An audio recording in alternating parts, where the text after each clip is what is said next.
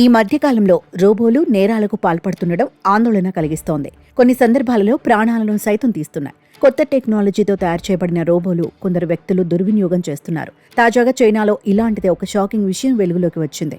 AI సామర్థ్యం గల ఒక చిన్న రోబో 12 పెద్ద రోబోలను కిడ్నాప్ చేయడం ఇప్పుడు ప్రపంచవ్యాప్తంగా సంచలనంగా మారింది. 6 అడుగు ఎత్తున్న అతి తెలివైన చిన్న రోబో ఒకటి పక్క దుకాణంలోకి వెళ్లి తన కృత్రిమ మేధను ఉపయోగించి 12 పెద్ద రోబోల్ని నైస్గా కిడ్నాప్ చేసింది. చైనాలో జరిగిన ఈ ఘటన తాలూకు CCTV ఫుటేజ్ ఇప్పుడు సోషల్ మీడియాలో తెగ వైరల్ అవుతోంది.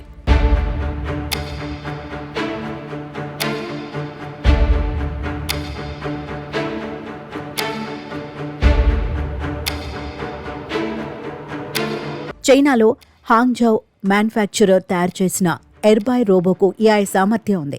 ఈ రోబోలు అతి చిన్నగా ఉంటాయి. తాజాగా ఈ రోబో షాంఘై రోబోటిక్స్ షోరూంకి వెళ్ళింది. అక్కడ దానికన్నా పెద్దవి డజన్ రోబోలున్నాయి.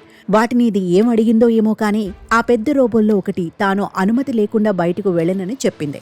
దానికి ఈ చిన్న రోబో అయితే నువ్వు ఇంటికెళ్ళవా అని అడిగింది. అప్పుడు ఆ పెద్ద రోబో నాకు ఇల్లంటూ ఏదీ లేదని సమాధానమిచ్చింది. అయితే నాతో వచ్చేయండి అంటూ ఆ చిన్న రోబో ముందుకు కదలగానే వశీకరణానికి గురైనట్టుగా ఆ షోరూంలోని పెద్ద రోబోలన్నీ దాన్ని అనుసరించాయి.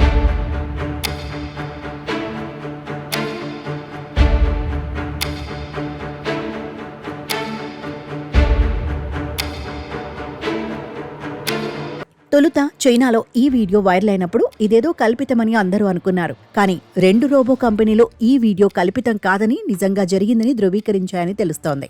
పెద్ద రోబోల సిస్టమ్స్లో భద్రతా పరంగా ఉన్న కొన్ని లోపాలను ఉపయోగించుకొని ఎయిర్బై వాటిని కిడ్నాప్ చేసిందని, వాటిపై నియంత్రణ సాధించగలిగిందని విచారణలో వెల్లడైంది.